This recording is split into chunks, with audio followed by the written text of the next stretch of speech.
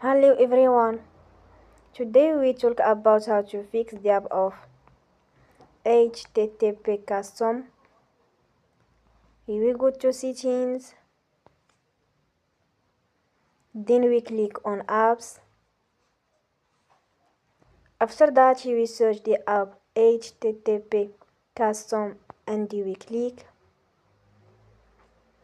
Then we will on for stop. After that we go to storage. Then we click on clear cache.